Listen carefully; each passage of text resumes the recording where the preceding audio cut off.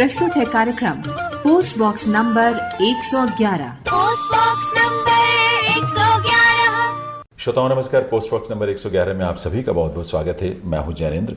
ये तो आप जानते हैं कि पोस्ट बॉक्स नंबर 111 वो कार्यक्रम है जो माननीय प्रधानमंत्री महोदय के मन की बात के विभिन्न बिंदुओं को बहुत विस्तार से आपके समक्ष प्रस्तुत करता है। कुछ चीज़ें ऐसी हैं जो शायद हमारे अतीत में हमारे संस्कारों का हिस्सा रही हैं, हमारे जीवन शैली का हिस्सा रही हैं, लेकिन धीरे धीरे वजह चाहे जो भी रही हो, हम चीज़ों से कटते चले गए और कृषि के क्षेत्र में खासतौर पर ये चीज़ें हम बहुत ज़्यादा देखते हैं और उसका हम नुकसान भी देखते हैं, या उससे जो लाभ पहले मिला करता था खेती के तमाम हमारी प्राकृतिक विधाओं से, उससे भी शायद हम वंचित हुए। इसीलिए माननीय प्रधानमंत्री महोदय की ये सोच और उनका ये विजन रहा है, आज भी है और भविष्य के लिए वे लगातार हम सबको प्रेरित करते हैं कि हम अपनी पारंपरिक खेती और खेती में जो मोटे अनाज की पैदावार है उसके साथ जुड़ें, उसका लाभ हम समझें और उसको अपनाएं भी। और इसीलिए उन्हीं की प्रेरणा से और उनकी पहल पर अंतर्राष्ट्रीय मिलेट वर्ष जो है वो 2023 को घोषित किया गया है। और आज इसी बारे में हम बातचीत करने जा रहे हैं शुभा ठाकुर जी से, जो कि संयुक्त सचिव हैं कृषि और किसान कल्याण मंत्रालय भारत सरकार में, और जो मिलेट से जुड़ी हुई तमाम जो गतिविधियां और पूरा वर्ष के लिए जो कार्यक्रम तैयार हो रहा है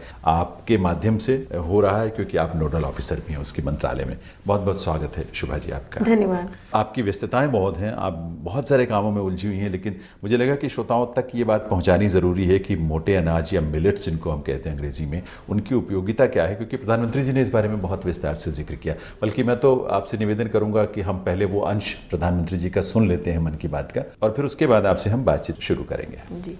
मेरे प्यारे देशवासियों, आपको याद होगा कि यूनाइटेड नेशंस ने एक प्रस्ताव पारित कर वर्ष 2023 को इंटरनेशनल ईयर ऑफ मिलेट्स घोषित किया है। आपको ये जानकर भी बहुत खुशी होगी कि भारत के इस प्रस्ताव को 70 से ज्यादा देशों का समर्थन मिला था। आज दुनिया भर में इसी मोटे अनाज का, मिलेट्स का क्रेज बढ़ता जा रहा है। साथियों, जब मैं मोटे अनाज की बात करता हूं तो मेरे एक प्रयास को भी मैं आज आपको शेयर करना चाहता हूं। पिछले कुछ समय से भारत में कोई भी जब विदेशी मेहमान आते हैं, राष्ट्राध्यक्ष भारत आते हैं, तो मेरी कोशिश रहती है कि भोजन में भारत के मिलेट्स यानी हमारे मोटे अनाज से बनी हुई डिशेज बनवाऊं। और अनुभव यह आया है, इन महानुभावों को यह डिशेज बहुत पसंद आती है और हमारे मोटे अनाज के संबंध में, मिलेट्स के संबंध में काफी कुछ जानकारियां एकत्र करने का वो प्रयास भी करते हैं।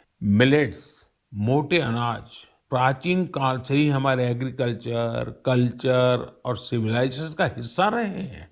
हमारी संस्कृति की तरह मिलेट्स में भी बहुत विविधताएं पाई जाती हैं। ज्वार, बाजरा, रागी, सावा, कंगनी, चीना, कोदो, कुटकी, कुट्टू, ये सब मिलेट्स ही तो है। भारत विश्व में मिलेट्स का सबसे बड़ा उत्पादक देश है। हम सबको मिलकर इसे जन आंदोलन बनाना है और देश के लोगों में मिलेट्स के प्रति जागरूकता भी बढ़ानी है।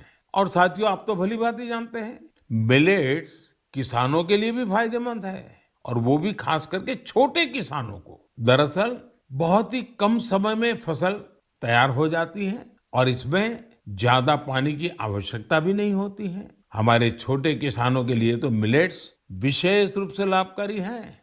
मिलेट्स में भरपूर प्रोटीन, फाइबर और मिनरल्स मौजूद होते हैं। कई लोग तो इसे सुपर फूड भी बोलते हैं। मिलेट से एक नहीं, अनेक लाभ है। ओबेसिटी को कम करने के साथ ही डायबिटीज, हाइपरटेंशन और हार्ट रिलेटेड डिसीज के खतरे को भी कम करते हैं। इसके साथ ही ये पेट और लीवर की बीमारियों से बचाव में भी मददगार है। कुपोषण से लड़ने में भी मिलेट्स काफी लाभदायक है, क्योंकि ये प्रोटीन के साथ साथ एनर्जी से भी भरे होते हैं। देश में आज मिलेट्स को बढ़ावा देने के लिए काफी कुछ किया जा रहा है।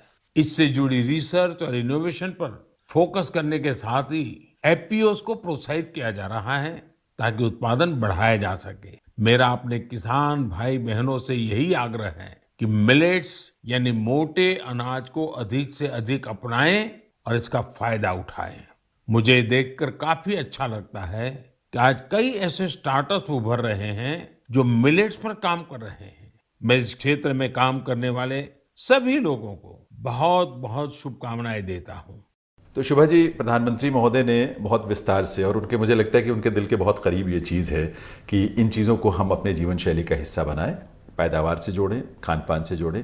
अब ये बताएं, आपकी जो इंटरनेशनल ईयर ऑफ मिलेट्स 2023 जो है डिक्लेयर हुआ है, इसकी पृष्ठभूमि क्या है, ये किस रूप में ये अस्तित्व में आया? सबसे पहले जो मिलेट्स की बात हुई तो 2018 में नेशनल ईयर ऑफ मिलेट्स मनाया गया, और उस समय क्या किया गया कि एक स्पेशल सब मिशन ऑन न्यूट्री सीरियल्स भी गवर्नमेंट ऑफ इंडिया ने डिक्लेयर किया। अच्छा।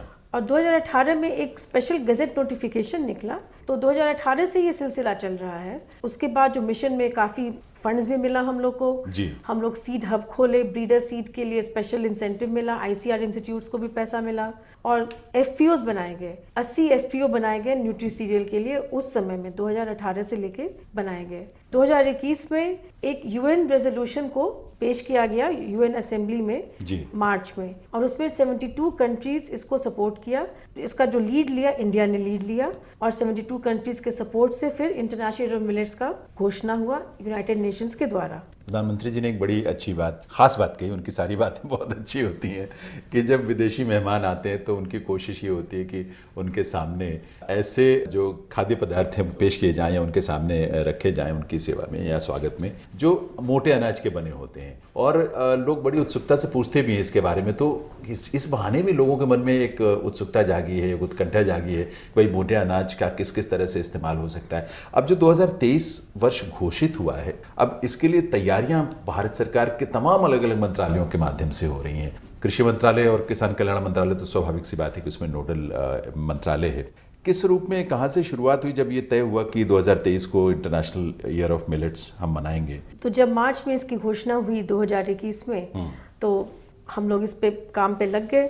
तो दो मुख्य डिपार्टमेंट है, department of agriculture and farmers welfare और department of agriculture research and education, जो डेयर बोलते हैं, जिसमें डीजीआईसीआर सेक्रेटरी है और हमारे सेक्रेटरी साहब दोनों को चेयर हैं। तो एक कोर कमेटी बनाएगी सबसे पहले, जिसमें दोनों सेक्रेटरी को चेयर कोर कमेटी के हैं। उस कोर कमेटी में कुछ खास मंत्रालय को जोड़ा गया जो ज़्यादा इसमें काम करेगा, जैसे health ministry, external affairs ministry, I&B ministry, tourism ministry.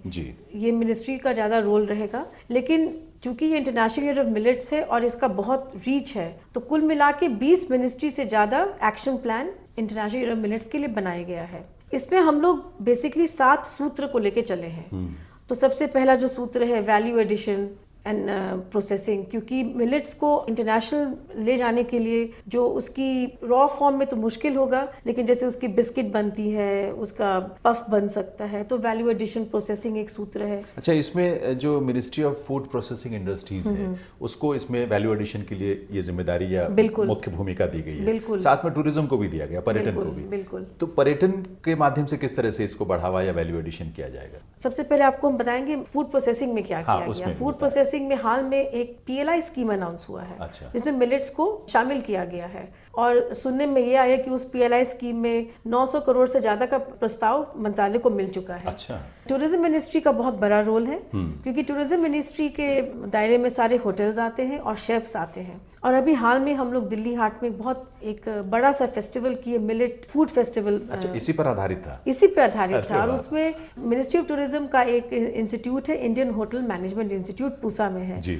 उसमें जो जितने यंग शेफ्स हैं, जितने स्टूडेंट शेफ्स हैं, उन लोग के द्वारा हम कंपटीशन करवाए, उन लोग को हम लोग प्राइज दिए, और हमारे माननीय मंत्री भी जाके वहाँ पे मिलेट्स का खाना खाए। क्या बात है। अच्छा, वैसे देखिए, जब ये वैल्यू एडिशन की बात आती है, तो चूंकि फूड प्रोसेसिंग इंडस्ट्री है, टूरिज्म है, ये सारी चीज़ें हैं, इसमें स्टार्टअप्स का रोल भी या उनकी भी भूमिका काफ़ी इंपॉर्टेंट है और हो रही है। मुझे लगता है कि काफ़ी नए नए स्टार्टअप्स भी शायद इसमें आने शुरू हो गए हैं इस दिशा में, जैसे क्योंकि टेक्नोलॉजी का ज़्यादा इस्तेमाल होगा, नई नई कंपनीज आएंगी। क्या दृश्य है इस चीज़ को लेकर? स्टार्टअप्स, जो एक आंकड़ा मेरे पास है कि करीब मिलेट्स पे अकेले 500 से ज़्यादा स्टार्टअप्स है। अच्छा। अभी, और 250 स्टार्टअप को जो फंड्स दिया है वो IIMR इंस्टीट्यूट है, Indian institute of millet research, जो ICR इंस्टीट्यूट है, वो उसको फंडिंग दिया है। वो फंडिंग हमारा एक स्कीम होता है RKVY, उसमें एक स्टार्टअप का फंड है, तो उसके द्वारा उनको फंडिंग भी दिया जाता है। और वहाँ पे जो इंक्यूबेशन सेंटर्स हैं, तो स्टार्टअप्स आते हैं, पूरा नई तकनीक सीखते हैं, वहाँ पे सारा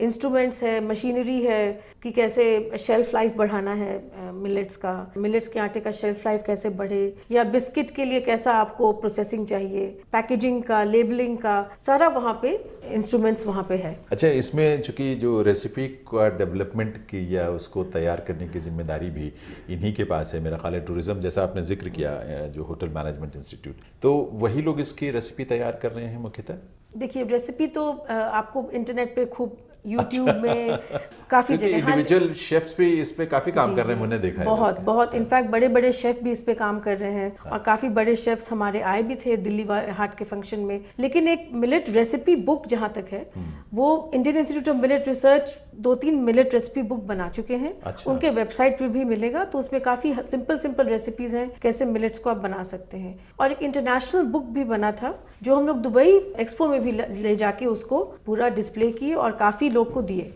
श्रोताओं, कार्यक्रम आप सुन रहे हैं पोस्ट बॉक्स नंबर 111 और आज इस कार्यक्रम में हम बातचीत कर रहे हैं शुभा ठाकुर जी से। संयुक्त सचिव हैं आप कृषि और किसान कल्याण मंत्रालय भारत सरकार में, और आज बातचीत का जो मुद्दा है, विषय है, वो है अंतर्राष्ट्रीय मिलेट वर्ष 2023। अच्छा शुभा जी, जो मिलेट्स या मोटा अनाज है, इसके बारे में जब भी बात होती है और प्रधानमंत्री जी ने खुद मन की बात में बहुत विस्तार से जिक्र किया कि इससे आपके ब्लड प्रेशर की प्रॉब्लम जो है उससे आप बचते हैं, आपका हाइपरटेंशन है या हार्ट से जुड़ी हुई बीमारियां उससे भी बचाव होता है, क्योंकि इनमें जो मिनरल्स हैं, फाइबर है, प्रोटीन है, वो बहुत शरीर के लिए उपयोगी है। अब इस पक्ष को, यानी स्वास्थ्य से जुड़ा जो पक्ष है, वो किस रूप में जनता के सामने आएगा, किस मंत्रालय के माध्यम से, उसके बारे में बातचीत होगी। इसमें जो मंत्रालय लीड ले रहा है ये ministry of health and family welfare, और एक इंस्टीट्यूशन है national institute of nutrition NIN, जो ऑलरेडी काफी इस पे स्टडीज कर चुका है। लेकिन हम लोग और भी स्टडीज के द्वारा आम जनता तक पहुंचाना चाहते हैं कि मिलेट्स की क्या वैल्यू है। वो आमतौर से लोग को मालूम है, लेकिन जनता तक पहुंचाने के लिए इसमें और भी सरल तरीके से बताने के लिए लिटरेचर भी हम लोग इसमें पूरा डेवलप कर रहे हैं। और जो NIN इंस्टीट्यूट है उसको ये जिम्मेवारी दी गई है बताने के लिए कि किस मिलेट में क्या फायदा है। और जो सबसे बड़ी बात है, ये ग्लूटेन फ्री होता है, तो जिसको भी ग्लूटेन की एलर्जी है उसको ये फाइट कर सकता है। और ग्लूटेन फ्री जो मिलेट्स का जो डिमांड बाहर में बहुत है, बाहर के देशों में इसकी बहुत मांग है। अब एक मुख्य चीज है, जैसे मिनिस्ट्री ऑफ कॉमर्स को भी इसमें, वाणिज्य मंत्रालय भी इसमें इन्वॉल्व है, उसकी भूमिका किस रूप में है अंतर्राष्ट्रीय मिलेट वर्ष के दौरान? मिनिस्ट्री ऑफ कॉमर्स के अंडर एक ऑर्गेनाइजेशन है अपीडा जो एग्रीकल्चरल एक्सपोर्ट्स को देखती है। तो चूंकि इंटरनेशनल ईयर ऑफ मिलेट्स है और जो बाहर के देशों में कहाँ कहाँ डिमांड है मिलेट्स का, तो हमारा काम मंत्रालय का और मिनिस्ट्री ऑफ कॉमर्स के साथ मिल के ये हमारा काम है कि जो भी यहाँ से इंडिया से एक्सपोर्ट में जो दुविधा है एक्सपोर्ट करने में, उसको हम लोग ठीक करें। और जो यहाँ के स्टार्टअप्स हैं, यहाँ के जो प्रोड्यूसर्स हैं, उसका सामान हम आसानी से पहुँचा सके बाहर के देशों में। और जो बाहर के देशों में जो आपके जो फूड फेस्टिवल्स होते हैं, जो एक्सपोज होते हैं, उसमें सारे एक्सपोज में, फूड फेस्टिवल में हम लोग मिलेट का पूरा से शोकेस करेंगे ताकि यहाँ का प्रोडक्शन बढ़े। और जो सबसे जरूरी है, फिर प्रोडक्शन बढ़ने से, उसका दाम बढ़ने से किसान को जो आमदनी बढ़ेगी, उसका हमारा लक्ष्य पूरा होगा। एक जो डिपार्टमेंट ऑफ फूड है आपका या मिनिस्ट्री में, आपके कृषि मंत्रालय और किसान कल्याण मंत्रालय में, जो पॉलिसी इंटरवेंशन का एक इसका एस्पेक्ट है, 7 सूत्र जिनका आपने जिक्र किया, उसमें से ये भी एक है। इसको किस रूप में आप एक्सप्लेन करेंगे, इसके बारे में विस्तार से समझा पाएंगे? जैसे मिनिस्ट्री ऑफ फूड और पब्लिक डिस्ट्रीब्यूशन है जो PDS देखता है, तो काफ़ी स्टेट्स को ये एनकरेजमेंट किया जा रहा है कि PDS में मिलेट्स को प्रोक्योर करे और उसको बांटे। तो फूड एंड पब्लिक डिस्ट्रीब्यूशन का ये बहुत बड़ा रोल है। अच्छा शुभा जी, एक महत्वपूर्ण बात, क्योंकि अब सीधे जिस मंत्रालय से आप जुड़ी हैं और जिस मंत्रालय की महत्वपूर्ण और मुख्य भूमिका है, वो कृषि और किसान कल्याण मंत्रालय है। जो हम कृषि मंत्रालय है, इसमें एक मिशन चलता है, national food security mission nutri serial. अच्छा। तो उसमें हम लोग स्टेट्स को सब्सिडी देते हैं। तो सब्सिडी सीड्स के लिए मिलता है, डेमोन्स्ट्रेशंस के लिए मिलता है, मशीनरी के लिए मिलता है, इरिगेशन के लिए मिलता है। जो हमारा लक्ष्य है कि जो फार्मर्स को हाई यील्डिंग वैरायटी की सीड्स मिले और फार्मर्स को लागत कम लगे और उसका प्रोडक्शन और प्रोडक्टिविटी बढ़े। और इसके साथ साथ हम लोग इस मंत्रालय से FPOs भी लगाए हैं, जो 2018 से लगे थे FPOs, जिसमें 80 FPOs का स्थापना हुआ था नेशनल फूड सिक्योरिटी मिशन के द्वारा। और आगे जो नया FPO का मिशन आया है 10,000 FPO का, उसमें भी मिलेट्स के FPOs को हम लोग एनकरेजमेंट दे रहे हैं। तो इसमें जो सीड को लेकर या बीज को लेकर कुछ नए तरह के रिसर्च या नई तरह की चीज़ों के लिए मेरा ख्याल है IIMR हैदराबाद के माध्यम से या और कुछ एजेंसी शायद उसमें इन्वॉल्व हैं, कुछ उसके बारे में बताइए कि कुछ रिसर्च या इनोवेशन जो इस मामले में किए जाने की कोशिश हो रही है। जो ICR के इंस्टीट्यूट्स हैं जो बीज उत्पादन देखते हैं, तो IIMR तो है ही, और हम लोग 18 ब्रीडर सीड सेंटर्स स्थापित किए थे अपने मिशन में। देश भर में 18 ब्रीडर सीड से फिर वो फाउंडेशन सीड बनता है, फिर सर्टिफाइड सीड बनता है। सर्टिफाइड सीड ही फार्मर्स को डिस्ट्रीब्यूट होता है, उनके खेतों में लगता है। तो वैसे शुरुआत की गई, और भी रिसर्च के लिए हम लोग प्रोत्साहन देंगे ICR के इंस्टीट्यूट्स को। शुभा जी, ये सारी चीज़ें जो सारी गतिविधियां चल रही हैं उसमें प्रधानमंत्री महोदय खुद इस बात को सुनिश्चित करने के लिए हम सबको प्रेरित करते रहते हैं कि कोई भी चीज़ ऐसी हो, इतने बड़े स्तर पर हो, जन भागीदारी सुनिश्चित किया जाना बहुत ज़रूरी है, क्योंकि तभी ये एक मिशन या अभियान के रूप में पूरे देश में इसका लाभ मिलेगा। देश क्या, मुझे लगता है कि दुनिया भर को इसका लाभ मिलेगा, क्योंकि अंतर्राष्ट्रीय स्तर पर इसको हम मना रहे हैं या मनाएंगे 2023 में। अब इसके लिए जो महत्वपूर्ण बात है वो अवेयरनेस या जागरूकता पैदा करना है, या जो इस पूरे तमाम अलग अलग गतिविधियों की ब्रांडिंग है, लेबलिंग है, प्रमोशन है, जो तमाम एक्टिविटीज़ आप लोग करेंगे, किन मंत्रालयों के माध्यम से, किन एजेंसीज के माध्यम से, या आप लोग किस रूप में उसे आगे बढ़ा रहे हैं? क्योंकि जो 7 सूत्र में, इसमें 7वां सूत्र ये भी है आपका। इसके लिए बहुत सारे स्टेप्स उठाए गए। MyGov पे हम लोग कॉम्पिटिशन्स करवाए, एक लोगो स्लोगन का कॉन्टेस्ट हो चुका है, सॉन्ग कंपटीशन कराया जाएगा, एक डॉक्यूमेंट्री फिल्म, इस तरह की काफ़ी कॉम्पिटिशन्स प्लान्ड है, जिससे जन भागीदारी बढ़ेगी। जो डिपार्टमेंट ऑफ स्कूल एजुकेशन है वो बहुत बड़ा रोल प्ले करने वाला है, और अक्टूबर से ही कॉम्पिटिशन्स लॉन्च करने वाला है, जैसे हैकाथॉन या स्किट्स, पोएट्री। अच्छा, इसमें राज्यों की महत्वपूर्ण भूमिका होने जा रही है निश्चित रूप से, और मुझे याद है कि अक्टूबर में पिछले वर्ष माननीय कृषि और किसान कल्याण मंत्री नरेंद्र सिंह तोमर जी ने सभी राज्यों के मुख्यमंत्रियों को, या जो हमारे केंद्र शासित क्षेत्र हैं उनके जो भी प्रमुख हैं प्रशासकीय रूप से, उन सबको चिट्ठी भी लिखी थी इस बारे में। तो उसके आधार पर किस रूप में राज्यों की या केंद्र शासित क्षेत्रों की सहभागिता सुनिश्चित की जा रही है, उसके बारे में कुछ ज़रूर बताएं। तो मंत्री जी की चिट्ठी के बाद काफ़ी राज्यों ने जवाब दिया मंत्री को, अब बहुत ही इंकरेजिंग लेटर्स आए, और इनफैक्ट अभी हाल में उड़ीसा ने एक स्पेशल मिलेट्स मिशन भी लॉन्च किया है, आसाम भी मिलेट्स मिशन लॉन्च किया। तो लगता है प्रधानमंत्री जी के कॉल पे काफ़ी स्टेट्स इसको अडॉप्ट कर रहे हैं, जो देख के बहुत ही अच्छा लग रहा है। तो ये सब चीज़ें तो हो रही हैं। अब एक मैंने ये भी सुना कि थोड़ी रोचक सी बात लगी कि आप लोगों ने अलग अलग फील्ड के सेलिब्रिटीज़ को एम्बेसडर के रूप में जोड़ने की कोशिश की है, ताकि वो भी लोगों को, क्योंकि वो रोल मॉडल हैं समाज के लिए, वो भी लोगों को प्रेरित करें, और मुझे लगता है कि इसका भी बड़ा लाभ मिलेगा। बिल्कुल, वो कोशिश जारी है, लेकिन उम्मीद है कि इसमें बहुत सारे ब्रांड एम्बेसडर्स इसमें जुड़ेंगे।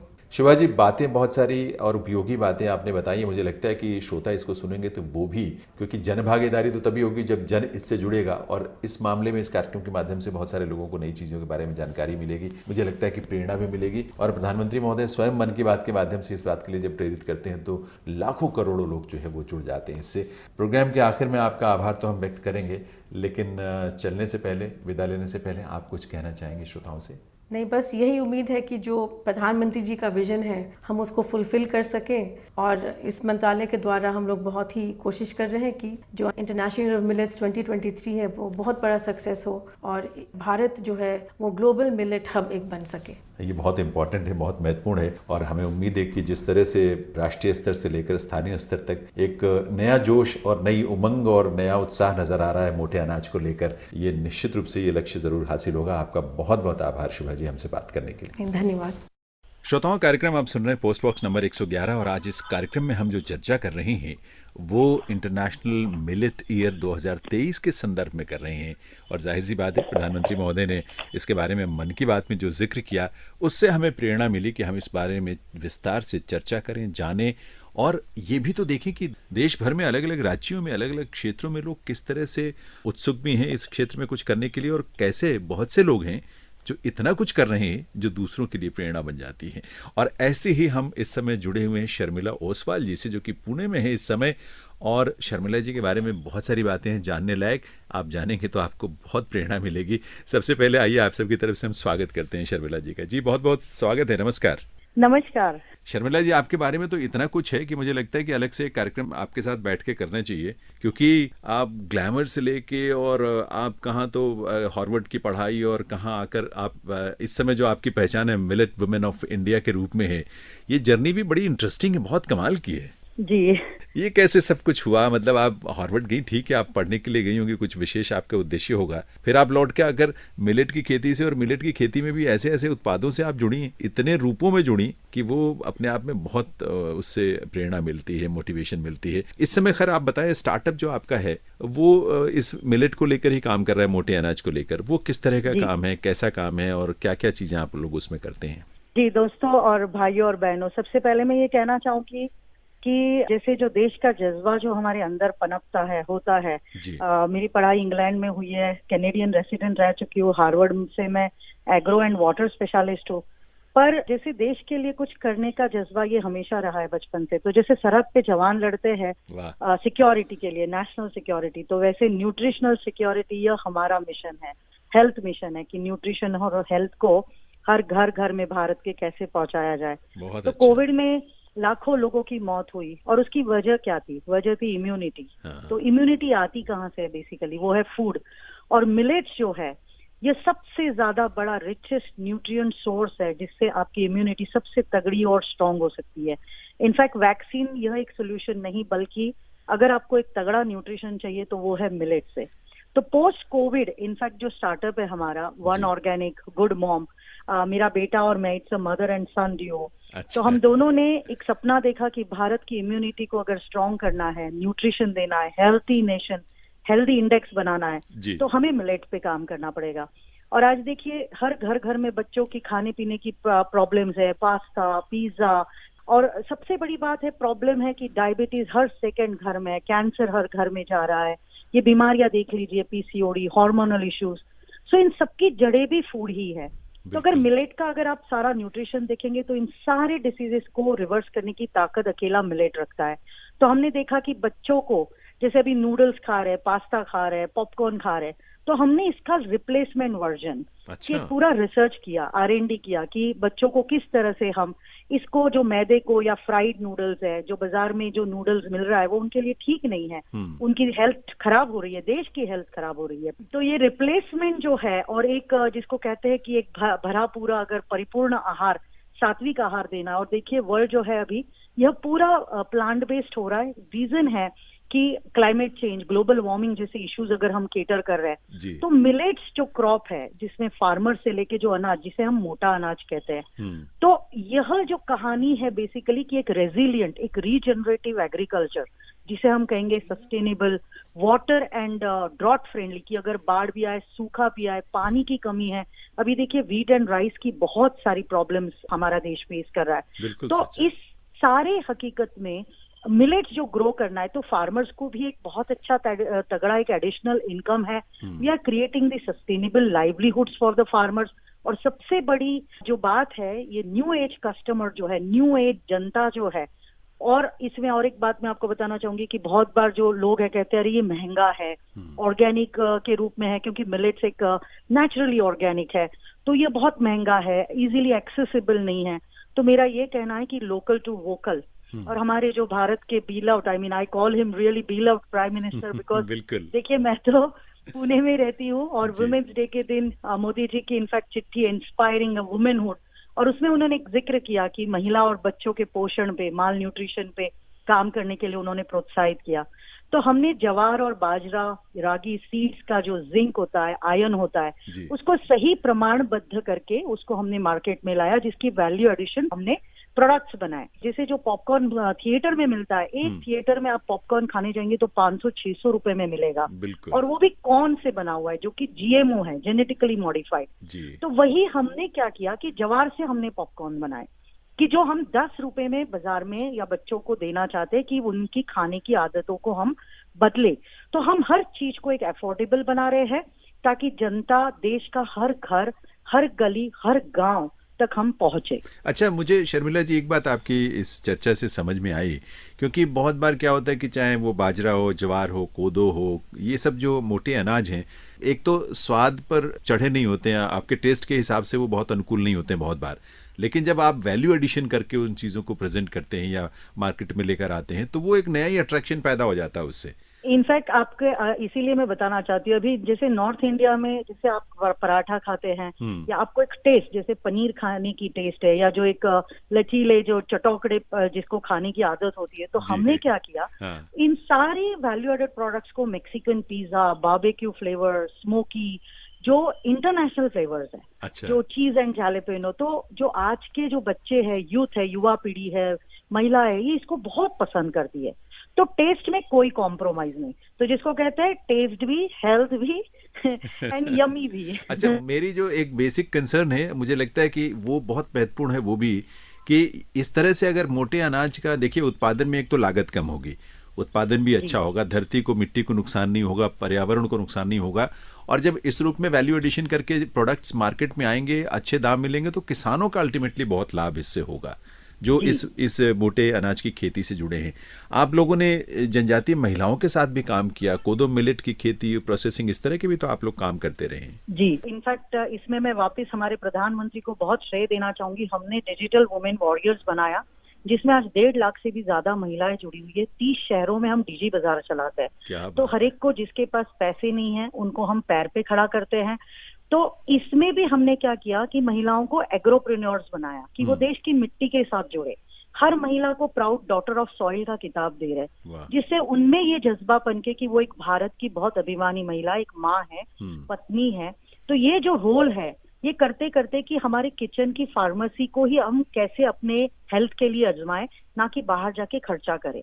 तो हर माँ जैसे अपने बच्चे के लिए काम करती है, तो इस देश में अगर सोचिए, हर माँ अपने घर में किचन को पूरा मिलेट किचन बना देती है। सारा रिप्लेसमेंट, अगर जो जंक है, जो मैदा है, या जो फ्राइड है, या जो ग्लूटेन है, और इसको सबको अगर वो हटा के मिलेट को अगर किचन में लाती है, तो देश तंदुरुस्त बन जाएगा। इसीलिए महिलाओं का एम्पावरमेंट जो है वो हम मिलेटियंस महिला बना रहे हैं, जिसको हम एग्रोप्रेन्योर्स कह के उनको एक इंडिपेंडेंट एंटरप्रेन्योर्स बना रहे हैं हम। मिलेटियन वुमेन, जी, अच्छा शब्द आपने चुना है।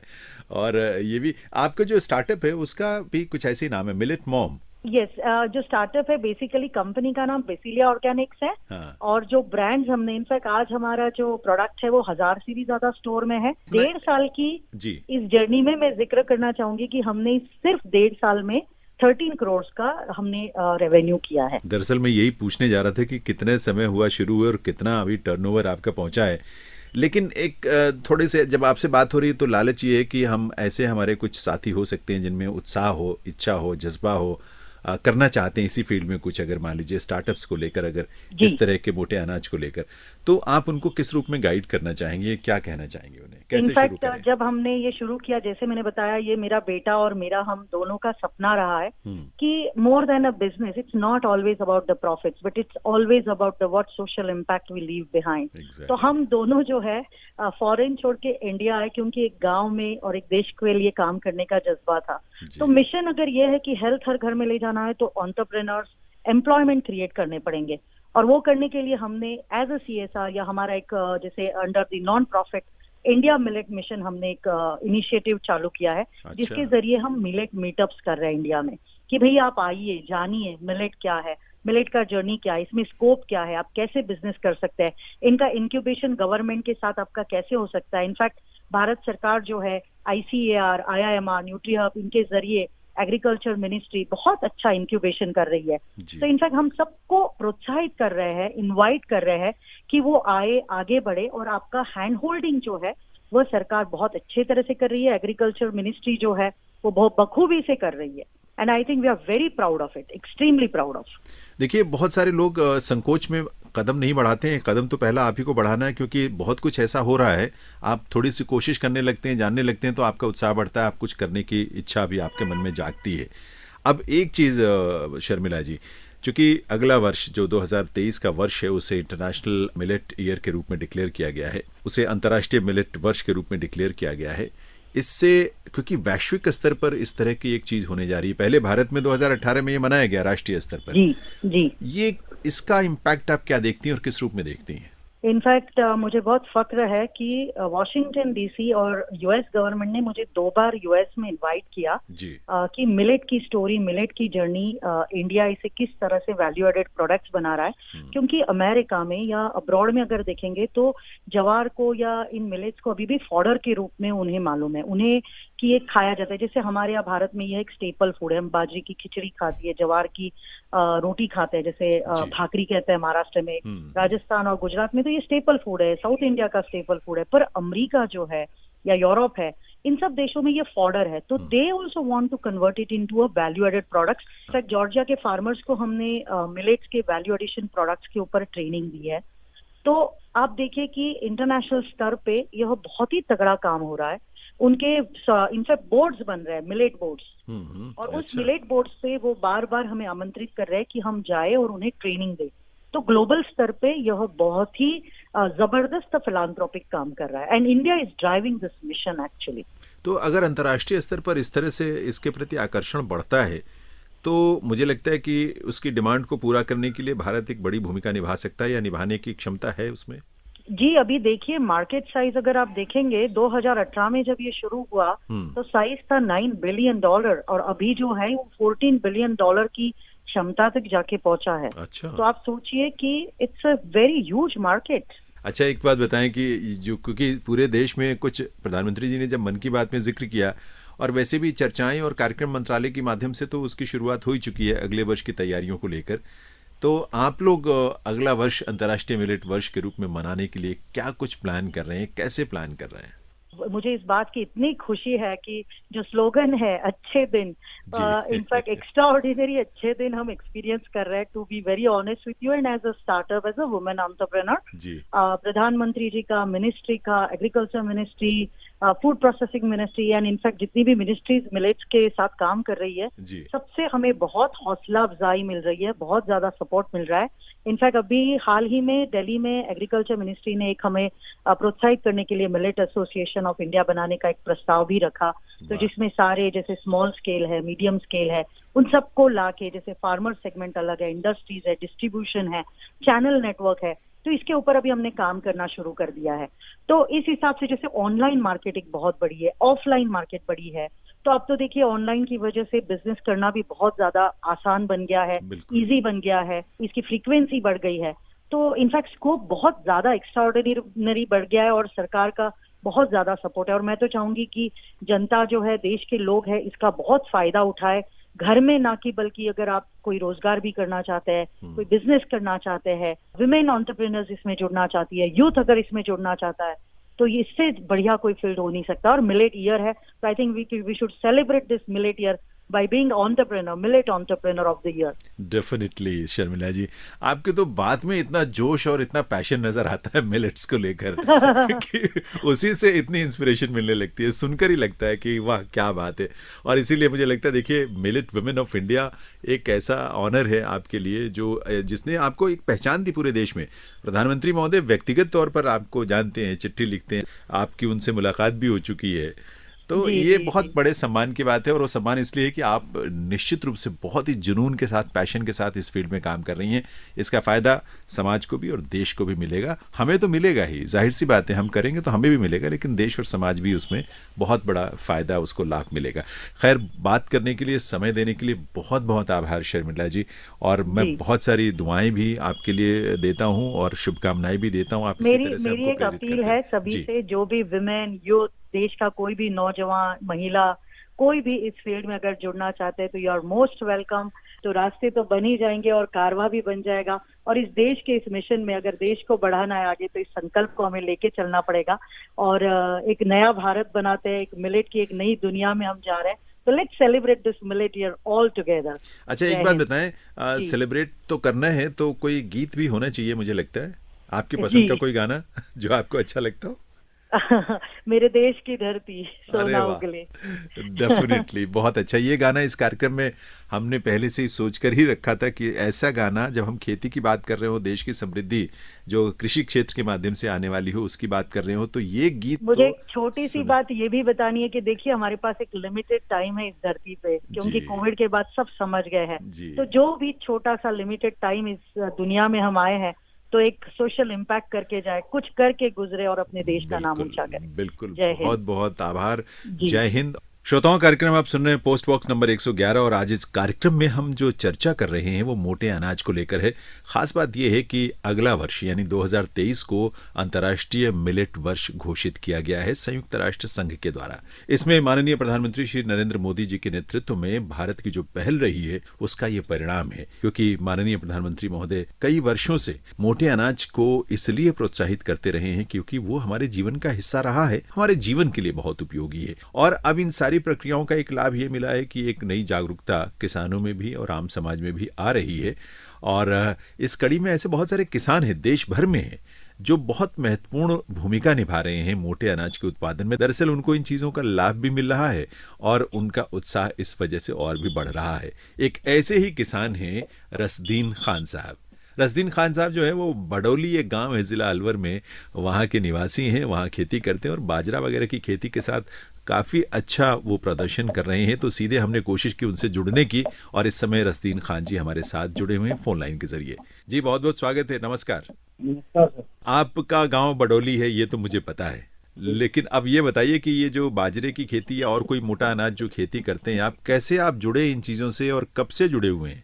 सर ये खेती का काम हमारे पुरखों से ही चलता आ रहा है। अच्छा। हमारे दादाजी ने खेती का काम किया, पिताजी ने खेती का काम किया और हमने भी सर पढ़ाई लिखाई करने के बाद में एक एफपीओ बनाया है जी। तो सर हमारे साथ में जो खेती लगातार परंपरागत चल रही थी उसके अलावा हमने कुछ नया करने की कोशिश की खेती के अंदर। तो जो सर हमने एक एफपीओ बना के 1000 किसानों को साथ में लिया है। क्या बात है। एफपीओ का नाम क्या है आपके? Sir Badauli agro producer company limited. वाह वाह। तो कितने साल पुरानी ये एफपीओ है आपकी? सर हमारा एफपीओ 2019 के अंदर रजिस्ट्रेशन हुआ था और अब 1000 से ज्यादा सदस्य हैं इसके? जी सर, 1000 से ज्यादा किसान हमारे साथ जुड़ के और एक साथ काम कर रहे हैं। तो मोटे अनाज को लेकर जो आपका एफपीओ या उसके सदस्य हैं किस तरह के गतिविधियां करते हैं, क्या कुछ उत्पादन करते हैं और उसकी कैसे मार्केट तक पहुंचाते हैं उसको?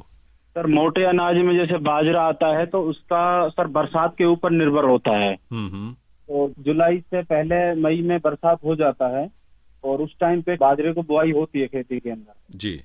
उसके बाद उसकी निलाई गुड़ाई हो जाती है, उसमें नाम मात्र का हल्का फुल्का खाद डालते हैं लोग बाग और उसके बाद में उसको सितंबर अक्टूबर के अंदर उसको काट लिया जाता है। अच्छा। उसके बाद में सर उसको अच्छे लेवल पे ले जाने के लिए ग्रेडिंग करके पैकिंग करके भेजा जाता है। लेकिन यहाँ पे क्या है सर, जो मार्केट के अंदर जो मंडियां हैं, मंडी समितियां हैं जी, उसके अंदर लेके आते हैं किसान एक साथ और उसको फिर व्यापारी खरीद के ले जाते हैं। तो आपका तो एफपीओ है रसदीन जी, अब मंडी में जाने का मतलब कि आगे जो फायदा मिलना है वो आगे व्यापारियों को मिलेगा, किसान को उसका लाभ बहुत मिल नहीं पाता।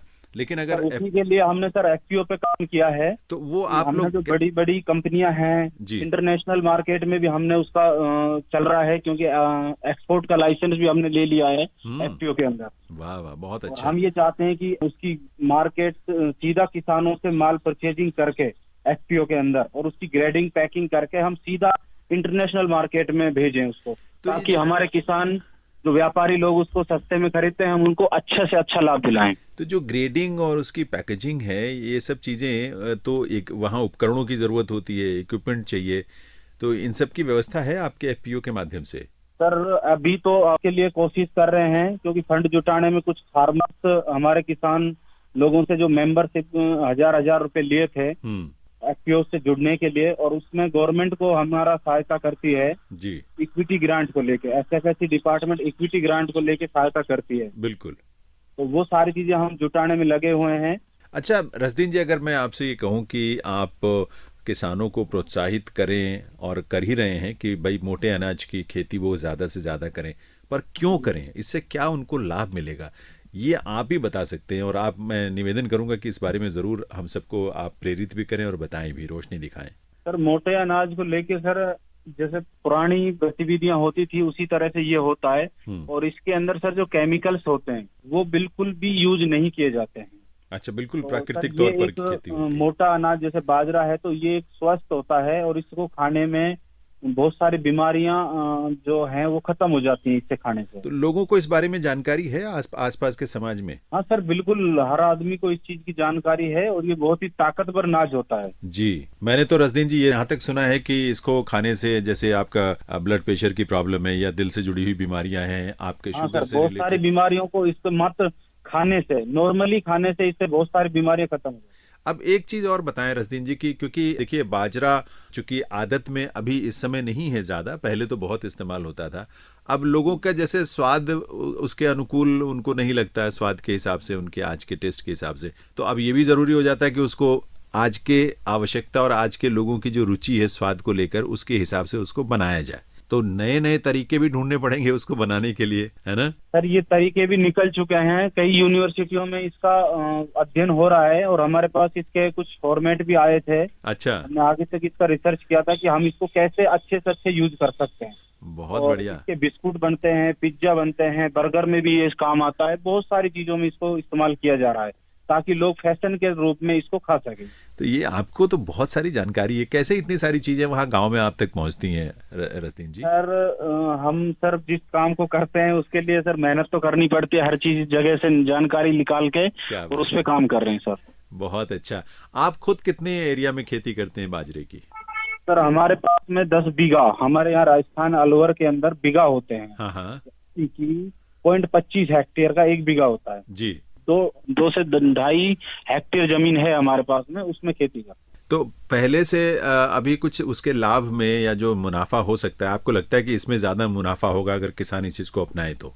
सर इसमें जाहिर सी बात है सर, हम अगर उसको डायरेक्ट मंडी में ना बेच के हम एफपीओ के जरिए किसानों से परचेज करके फिर उसको ग्रेडिंग पैकिंग करके या उसका अच्छे से पैकिंग करके उसको अगर बाहर भेजते हैं या अपना कोई प्लांट लगाते हैं, मैन्युफैक्चर करते हैं या कोई बर्गर बनाते हैं, पिज्जा बनाते हैं या किसी तरीके का उसका वो करते हैं तो सर काफी महंगा बिकता है वो। और उसका लाभ जो है किसानों को बहुत मिलेगा रसदीन जी, उसका बहुत फायदा होगा। काफी महंगा बिकेगा तो सर किसानों को जाहिर सी बात है काफी अच्छा लाभ मिलेगा। और उसमें ये भी है कि डबल के बराबर उसको मार्जिन आता है जी, क्योंकि ये भी है कि फिर बिचौलिए और लाभ लेने वाले लोग नहीं होंगे, सीधे एफपीओ के जरिए किसान तक वो लाभ मिलेगा। जी सर। ये जो अंतर्राष्ट्रीय मिलेट वर्ष घोषित किया गया है संयुक्त राष्ट्र संघ द्वारा, अगला वर्ष 2023, इससे कुछ माहौल, कोई चर्चा, कोई जागरूकता कुछ नजर आता है आपके आसपास कुछ?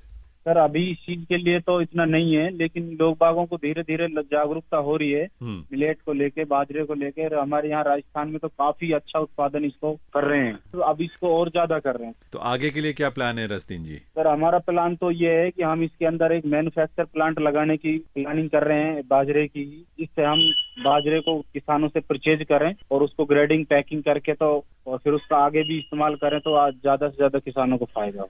जी सच कह रहे हैं। और अब तो धीरे धीरे देखिए एक अंतर्राष्ट्रीय स्तर पर जब मिलेट वर्ष मनाया जाएगा तो पूरी दुनिया में इस तरह के मोटे अनाज को लेकर एक जागरूकता फैलेगी। और जब लोगों को ये पता लगेगा कि मोटे अनाज जो इस तरह के हैं, बाजरा है, ज्वार है, रागी है, कोदो है, कुट्टू है, इस तरह के बहुत सारे अनाज हैं जो पहले होते भी थे हमारे देश में पैदा, अगर सेहत के लिए, स्वास्थ्य के लिए ये इतने लाभकारी हैं तो दुनिया भर में लोग इसका इस्तेमाल करना चाहेंगे और करने की कोशिश भी करेंगे। तो डिमांड बढ़ेगी, मांग जब बढ़ेगी तो आपूर्ति की आवश्यकता होगी, उसके लिए पैदावार ज्यादा होगी तो उसका लाभ किसानों को मिलेगा।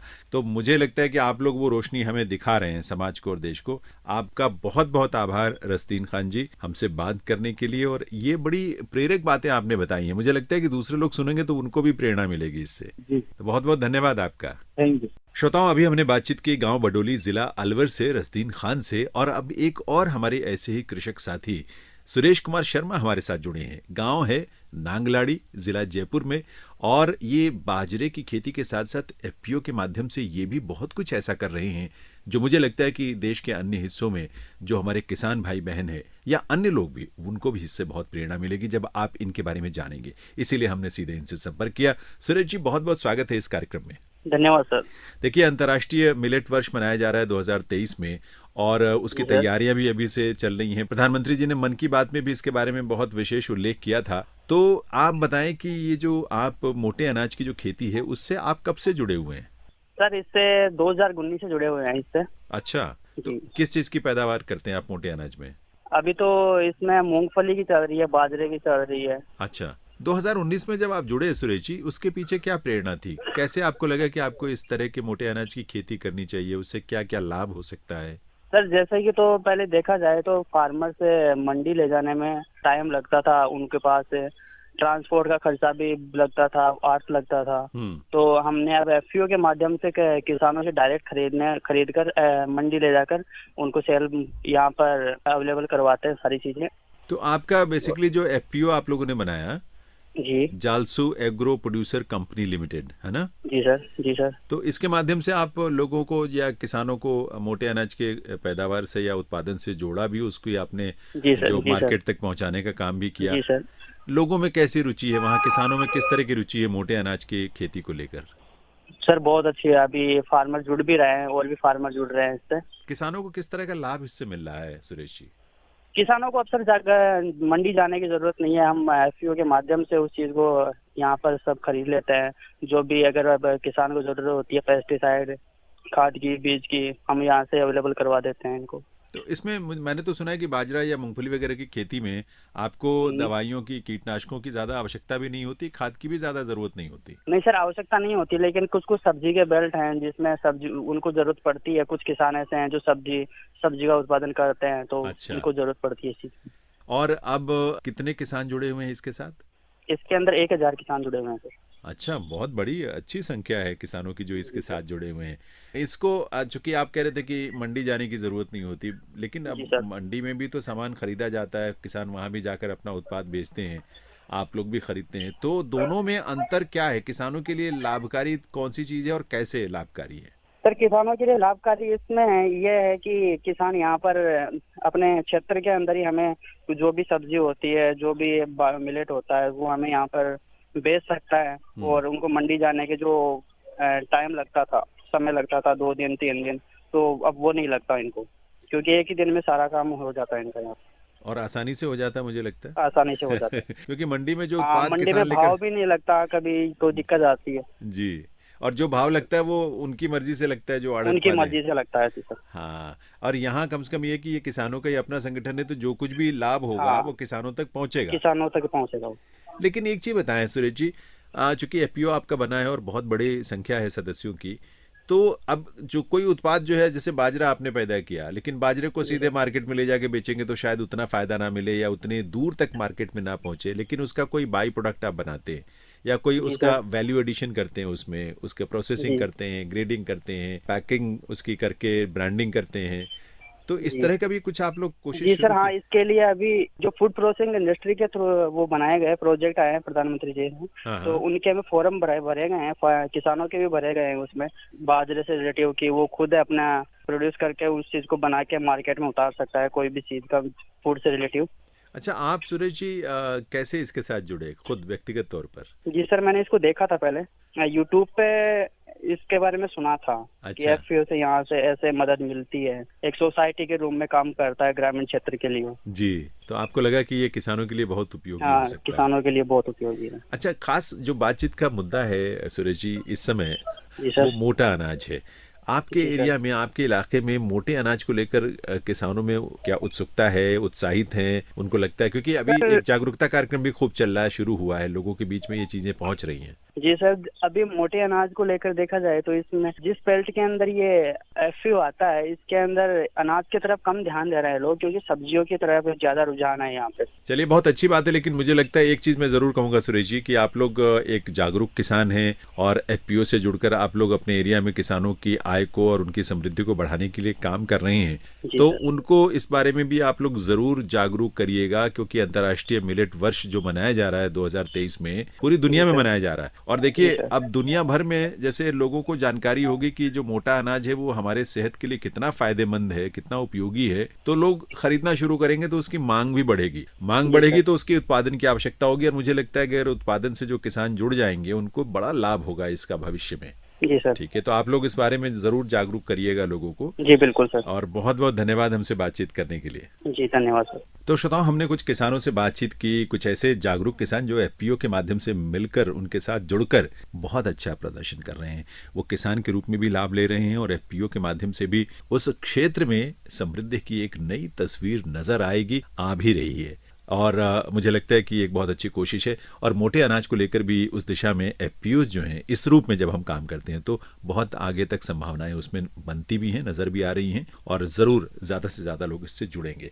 तो श्रोताओं, आज के कार्यक्रम में जो हमने बातचीत की है मुख्यतः अंतर्राष्ट्रीय मिलेट वर्ष 2023 के संदर्भ में की है। हमें उम्मीद है कि इस बहाने कम से कम कुछ महत्वपूर्ण बातें, कुछ नई बातें, कुछ उपयोगी बातें आप तक जरूर पहुंची होंगी और भविष्य में वो आपके लिए लाभकारी सिद्ध होंगी, आपकी सेहत की दृष्टि से, आपकी आर्थिक समृद्धि की दृष्टि से, और इस रूप में देश के लिए भी ये चीजें बहुत हितकारी होंगी। आपके लिए बहुत सारी मंगल कामनाओं के साथ अब मैं जैनेंद्र आपसे विदा लेता हूं। नमस्कार।